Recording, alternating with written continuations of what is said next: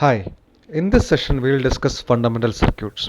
Okay, so before we discuss fundamental circuits, let us recall some concepts which you have studied earlier. Okay, so when you have suppose you have a connected graph G, and suppose let T be a spanning tree of G. For example, I am drawing a connected graph here. Suppose this is my connected graph here. Okay, and I am going to draw so this has V1, V2, V3, V4, and I'm going to take a spanning tree of this connected graph. That is simply I'm just taking this one. Okay, so I hope you remember what's a spanning tree. A spanning tree is actually a tree which is a subgraph, which is a tree and which contains all the vertices. Okay, so this is a spanning tree of this connected graph G.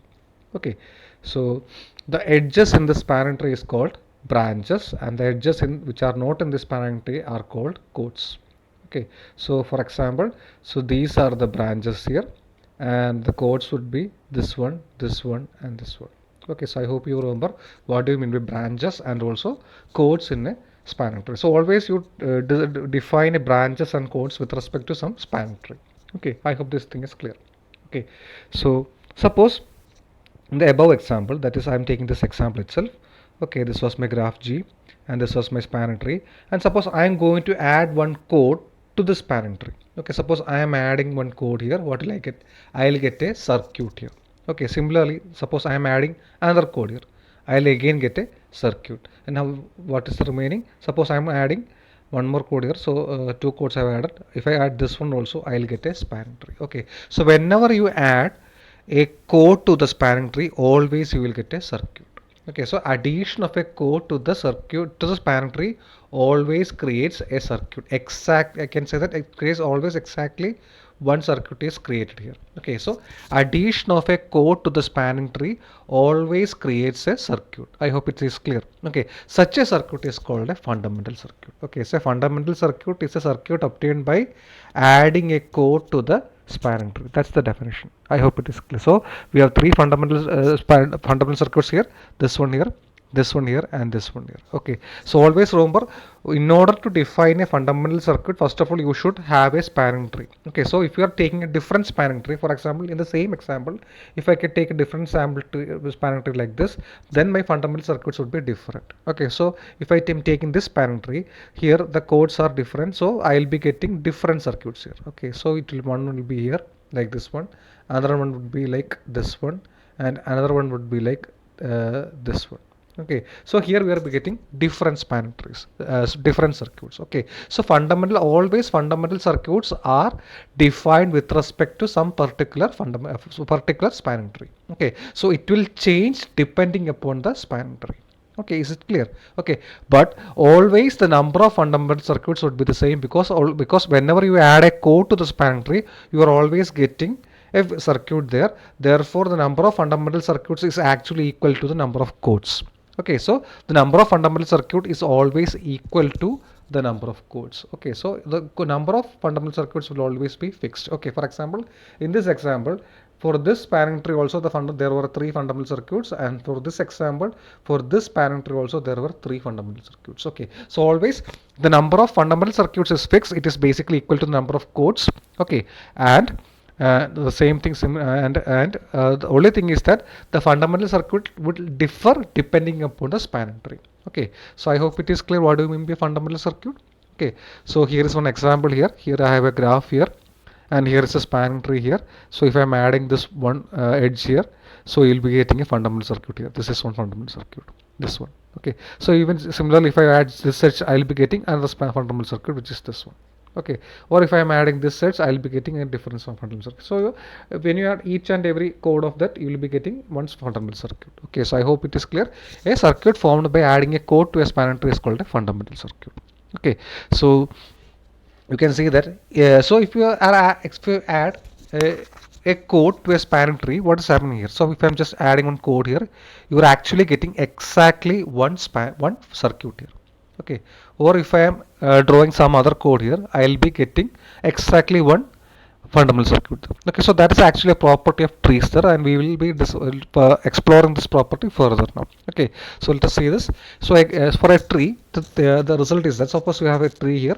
Okay, and so if I add one code exactly here, I'll be getting exactly one circuit. Okay, or if in this tree I'm adding this one, I'll be getting exactly one circuit here. And similarly, if I am adding one code here, I will be getting exactly one circuit here. Okay, so this property is always valid for trees. But if I am taking some other graph, suppose I am taking this graph like this. Okay, so my graph is like this. This is not a tree. So if I am add an edge here, what will happen? I will be getting more than one circuit. So it is so similarly, if suppose my graph is like this one here.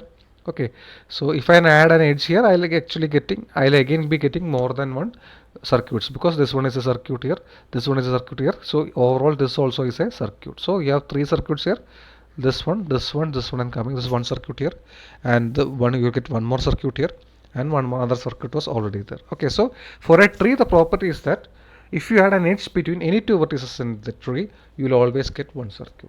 Okay, so let us try to prove that. It's a very simple thing. Okay, so you know what is, so I hope you remember what is a tree. Okay, so what's a tree here? So a tree is basically a connected circuitless graph, right? And the property of tree is that between any two vertices in a tree, there is exactly one path between them. Okay, so between any two vertices in a tree, suppose this is one vertex, this is one vertex, there is exactly only one path between them. Okay, so what happens if I add a new edge? Suppose if I take this vertex and this vertex, there is exactly one path between them. So what happens if I add a new edge? Okay, what will happen? That means we are actually, suppose this is your vertex view and this is your vertex v. There's exactly one path between them. And suppose if I add an edge uv there, what will happen? I am creating an additional path between this u and v. Okay, so now we have two paths from u and v, and this is actually a circuit here. Okay, so this is actually a circuit here. So what we can say, when you add an edge to a tree, what will happen? Suppose your proof will be like this. I'll assume the G is a tree. Okay, so if I assume the G is a tree, that means there is exactly one path between any two vertices in that tree. Okay, suppose I am adding one edge between any two vertices, say u and v. What will happen? This will create an additional path between u and v. Okay, and that means now we have created exactly one circuit there. That is the one way of proving it. So one way of, or in one direction we have proved that. Okay, I hope that is clear. Okay, so addition of an edge between any two vertices creates an additional path between them, and hence a circuit. Okay, I hope this is clear.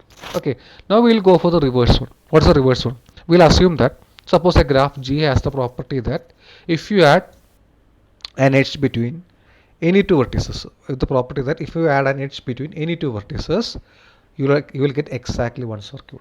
So I am assuming the reverse one. Okay, suppose you have a connected graph G with the property that if you add an edge between any two vertices, you are getting more than one circuit. Okay, so here any two vertices means actually we are assuming, so we are assuming that a G has the property that if you add an edge between any two vertices, you will be getting exactly one circuit. We have to show that G is a tree. How will you show that? Okay, so first of all, in order to show some graph is a tree, what you have to show? You have to show that it is connected and also it is circuitless. So these are the two properties we have to show. But already it is given to you that G is connected. The only thing you have to prove is that G is circuitless. Only thing you have to prove is that G is circuitless. Okay, how will you do that? Okay, so I'll assume that G has circuits. So I'll assume that G has circuits. Okay, suppose my G is like this. Suppose there is a circuit like this, going like this, and is going like this, for example. Okay, so what is the problem if there is a circuit?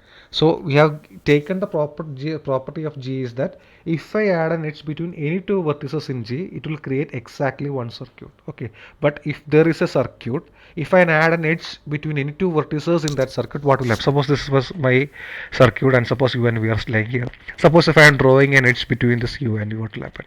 If there are circuits, I will be getting two circuits here. Okay, you can see that suppose this is some W and suppose this is some Y.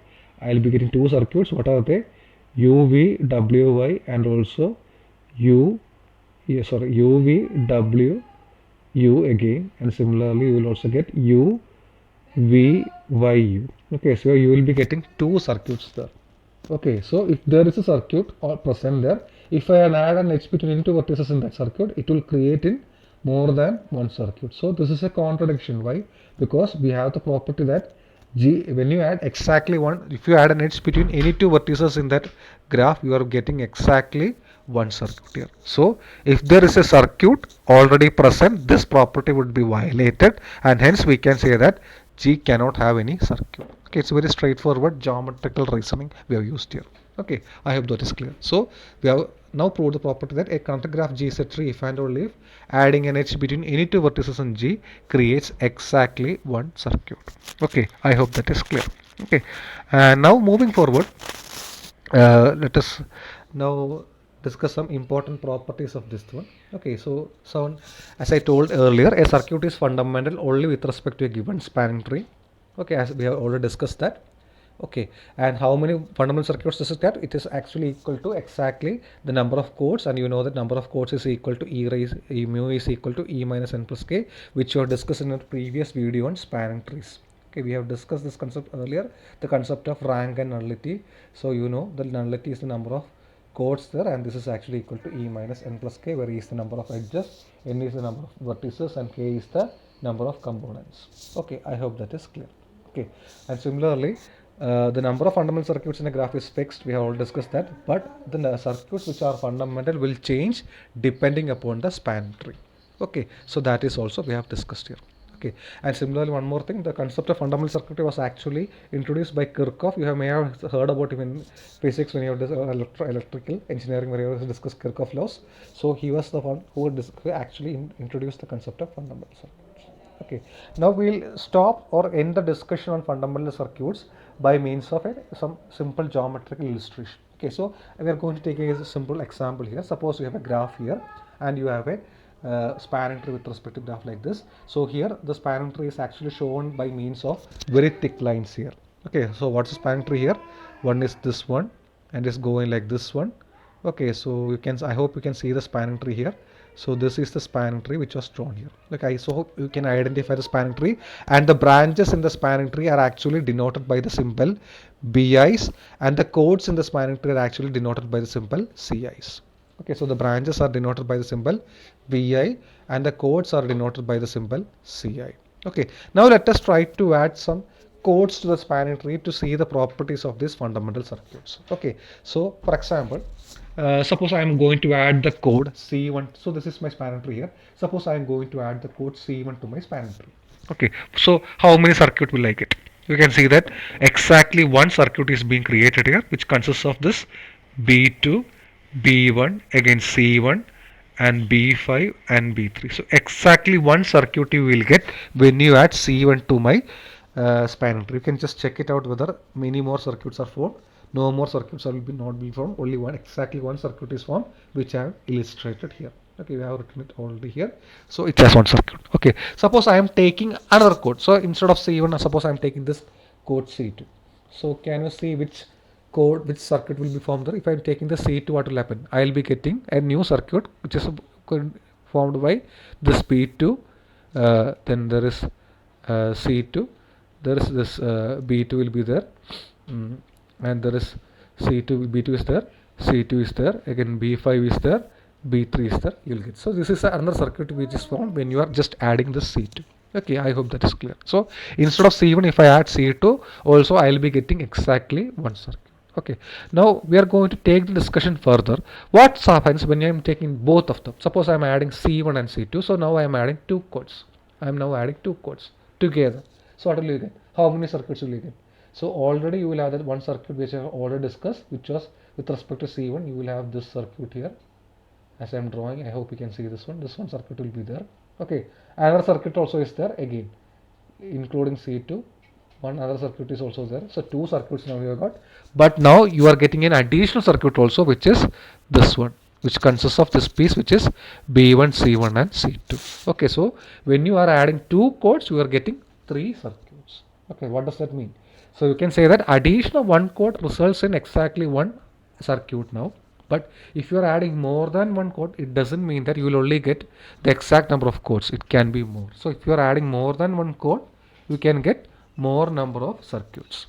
Okay, I hope it is clear. Okay, so this was just an illustration. Nothing is important. Only thing you have to remember from the section is the definition of fundamental circuit and also the one property of some trees with respect to the fundamental circuits, which you have already discussed. So that's it. So that's the end of the third module. So I hope it is clear. Okay, thank you.